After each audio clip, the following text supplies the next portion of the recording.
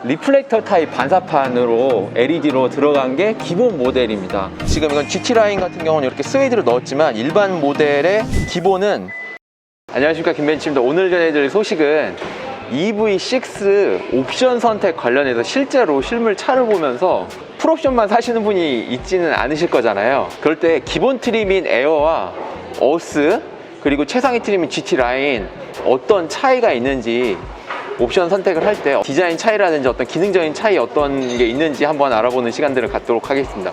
지금 뒤에 있는 차량은 GT 라인이고요. 거의 풀옵션 차량입니다. 썬루프는 빠진 모델이에요. 제가 한번 바로 가시죠. 네, 첫 번째로는 디자인적으로 어떤 게 변화가 있는지 한번 알아볼 건데요. 우선 보시면은 이 휠이 20인치 휠입니다. 기본 트림 같은 경우는 이 20인치가 19인치로 되고요.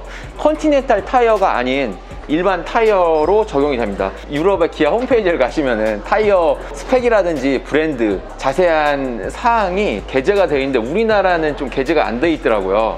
이번에 EV6부터 기아에서 게재를 해주는 걸로 바뀐 것 같아요. 그래서 홈페이지를 가시면 자세한 타이어 스펙과 브랜드까지도 나와 있더라고요. 일단 그래서 19인치가 기본 모델로 바뀌고요. 저희가 대부분 이제 카탈로그라든지 광고라든지 여기서 본 거는 대부분 20인치라고 보시면 돼요. 이 모델은 GT 라인이기 때문에 이렇게 휠 아치가 바디 컬러로 되어 있고요. 일반 모델은 기본 사양이 여기가 하이그로시가 아닌 부식 처리된 검정색으로 되어 있어요. 그래서 그 점을 참조해 주시면 좋을 것 같아요. 그리고 또 하나는 이 측면부를 보시면 도어 하단에 이렇게 몰딩이 들어가거든요. 하이그로시로. GT 라인의 기본 모델 같은 경우는 이 하이그로시도 빠집니다. 그 위에 상위 등급은 여기에 두 줄로 포인트가 들어가는데 지금 보시는 모델은 GT 라인이기 때문에 측면부에 하이그로시가 적용되어 있고요. 일반 모델 같은 경우는 두 줄로 이렇게 포인트가 되어 있는데 여기에 하이그로시는 기본 사양이 되어 있지가 않고 에어가 아닌 어스 트림으로 올라가야지만 여기 하이그로시가 무광이 아닌 하이그로시로 적용이 됩니다. 전면부 범퍼 쪽도 보시면 여기가 지금 GT 라인 같은 경우 하이그로시로 되어 있거든요. 일반 모델도 어스 트림으로 가야지 이게 하이그로시로 되고 기본 모델은 여기가 다 부식 처리로 되어 있어요. 그래서 하이그로시가 다 적용되어 있지 않다라는 거를 알고 계시면 될 것 같습니다. 다만 이제 준중형급이라든지 중형급 이하에서는 옵션으로 적용되어 있던 이렇게 서라운드 몰딩 있잖아요. 디에로 몰딩이라든지 이런 벨트 라인이 다크 크롬 하이그로시 느낌으로 이렇게 되어 있어요. 요거는 기본 적용되어 있습니다. 그리고 후면부 범퍼 같은 경우는 이게 GT 라인이라서 전체적으로 하이그로시가 여기도 있고 이렇게 있고 한데 이게 기본 모델 같은 경우는 이게 하이그로시가 아닌 부식 처리로 되어 있습니다. 그 점도 참조해 주시면 좋을 것 같아요. 그리고 중요한 포인트가 있는데 전면부 헤드램프가 이 차는 프로젝션 타입 LED로 들어가 있어요. 그래서 두 개로 이렇게 되어 있는데 리플렉터 타입 반사판으로 LED로 들어간 게 기본 모델입니다. 거기에 이제 어스로 해서 한 단계 등급이 업 되면은 지금처럼 이렇게 프로젝션 타입으로 되어 있죠. 아마도 실제로 보시면은 리플렉터는 조금 디자인적으로 좀 빠져서 이랬었나 라고 해서 좀 의아해 하실 수도 있어요. 그래서 지금 공개된 디자인은 대부분 프로젝션 타입이라서 그 점을 참조해 주시면 좋고, 또한 이 방향 지시 등도 이렇게 순차전등 방식으로 되는 게 어스 트림으로 등급이 올라가거나 프리미엄을 선택하시면 외관 스타일 옵션이거든요. 그때 이제 순차전등으로 바뀐다고 보시면 될 것 같습니다. 디자인이 생각보다 이제 방향 지시 등의 길이가 되게 커요. 지금까지 본 차 중에는 이렇게까지 큰 차를 거의 못 본 것 같은데 이쪽 중간 정도부터 여기까지 측면부까지 보입니다. 옆에서 봐도 상당히 길어 보여요. 그래서 순차전등을 넣지 않게 되면은 어떻게 모습을 보이냐라는 거는 비상등을 켜보면 알 수 있습니다. 지금처럼 이렇게 방향 지시등이 순차전등이 아닌 모노타입이라고 해야 되나요? 이렇게 깜빡이가 이렇게 점등이 되죠. 이런 방식으로 되는데 방향 지시등 디자인은 LED 타입으로 그대로 적용이 됩니다. 대신 순차전등이 적용이 되냐 안 되냐 이런 차이가 있다고 보시면 돼요. 한번 후면부로 디자인은 어떤지 한번 볼게요. 후면부는 순차전등이 적용되었을 때 이렇게 나타납니다.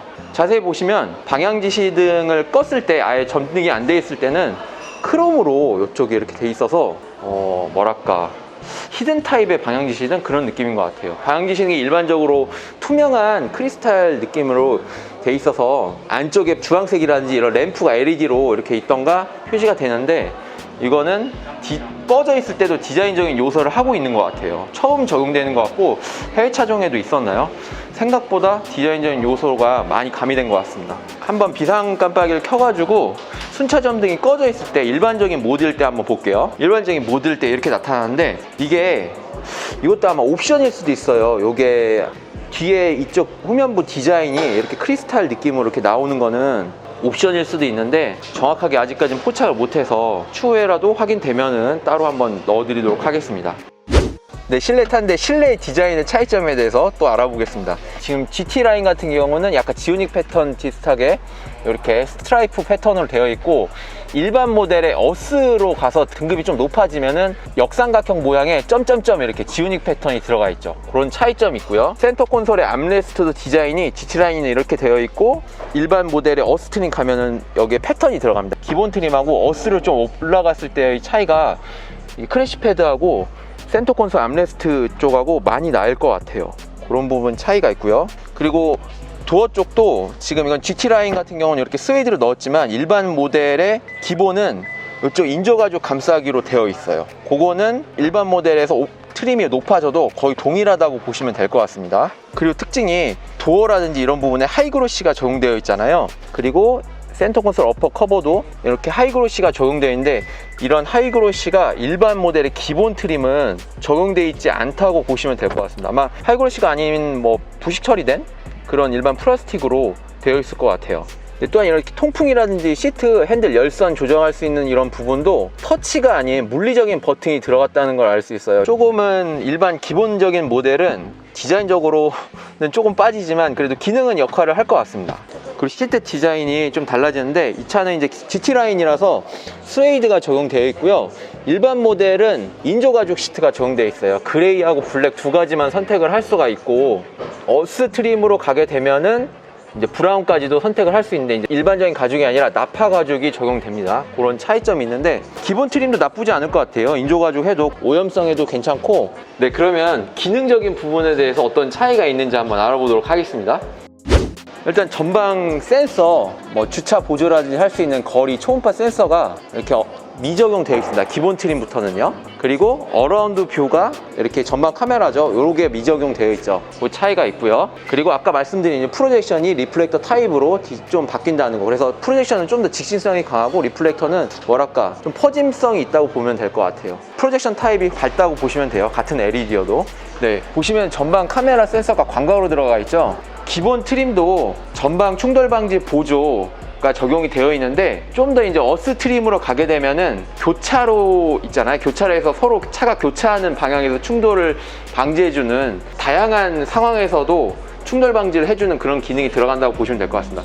근데 꼭 필수는 아닌 것 같아요. 좀 더 고도화되는 그런 충돌 방지 보조가 되는데, 기본 사양도 전방 충돌 방지 보조라든지 여러 가지 상황에서 오토바이라든지 보행자까지 감지하는 충돌 방지 보조가 기본적으로 적용되어 있어서 웬만한 차에 어느 정도 옵션이 들어간 그런 정도의 수준이라고 보시면 될 것 같아요. 또 하나가 어스트림으로 가서 이제 좀 옵션이 높게지면은 후방 주차 충돌 방지 보조 기능도 적용돼요. 그거는 후반 교차 충돌 방지가 아니라 주차할 때 후방에 물체라든지 뭐가 어떤 기둥이라든지 이렇게 있을 때 그걸 감지해서 브레이크를 제동을 시켜주는데, 실제로 써봤을 땐 전에 K8도 나쁘진 않았어요. 꼭 필수는 아닌 것 같아요. 뭐 어차피 후방 센서가 있어서 소리로 해주는데 그걸 보조하는 수단으로 브레이크를 잡아주는 개념이라서 있으면 좋은데 그렇습니다. 네, 그리고 기본 사양에는 요게 빠지거든요. 릴렉션 컴포트 시트라고 해서 1열에 운전석과 조수석을 원터치 버튼을 한번 누르게 되면은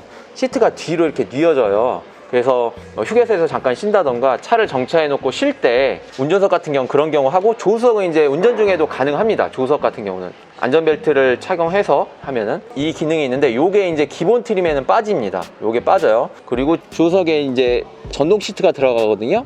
이렇게 파워 시트 기능이 조수석에 빠지는 게 기본 사양에는 없죠. 릴렉션 모드도 같이 빠지고요.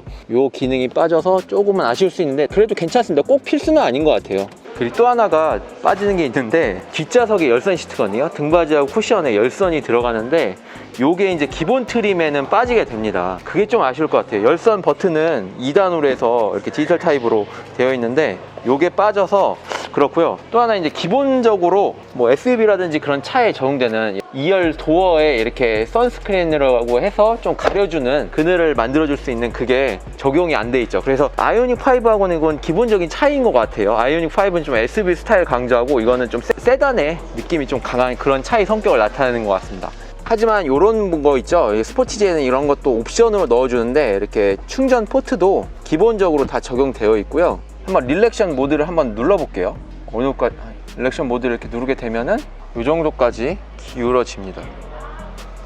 어떻게 보면 꼭 필수는 아닌 것 같아요. 제가 볼 때는 중간에 멈춰서 이제 해도 괜찮은데 이렇게 원터치 버튼을 누르면 이렇게 앞쪽으로 가서 아까 했었던 그 위치로 다시 복귀게 되죠. 요거 버튼은 좀 전 개인적으로 아쉬운 것 같아요. 이 워크인 레버 요게 들어갔었으면은 보통 뒷좌석에 앉으신 분이 이렇게 조수석 시트를 조절하기도 좋고, 조수석에 이제 누군가 좀 나이 좀 있으신 분들이 앉았을 때 또 편한데 그런 부분이 좀 아쉽긴 합니다. 네, 그리고 이쪽에 들어가는 하이패스도 기본 사양엔 빠지는데 하이패스는 사실 꼭 필수는 아니잖아요.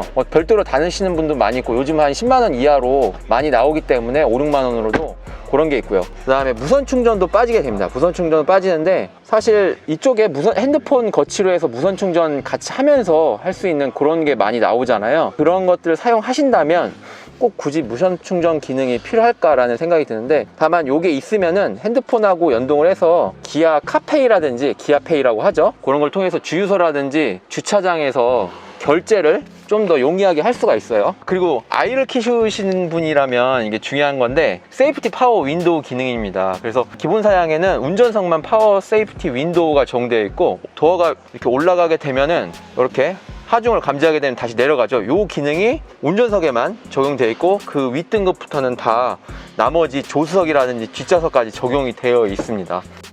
아까 전에 몇 가지 말씀을 못 드린 부분에서 추가적으로 말씀드리자면 웰컴 라이트 기능도 기본 트림에는 적용이 안 되어 있고요. 꼭 필요하진 않은 것 같아요. 솔직히 있으면 좋아요. K8부터 적용됐잖아요. 그리고 지능형 헤드램프라고 해서 앞에 오는 차량을 피해서 헤드램프의 전방을 비추는 그런 기능이 들어가거든요. 보통은 뭐 수입차라든지 좀 고급 모델에서 적용이 되는데 그게 빠집니다. 네, 그리고 기본 사양에도 이렇게 커브드 듀얼 디스플레이는 다 적용되어 있습니다.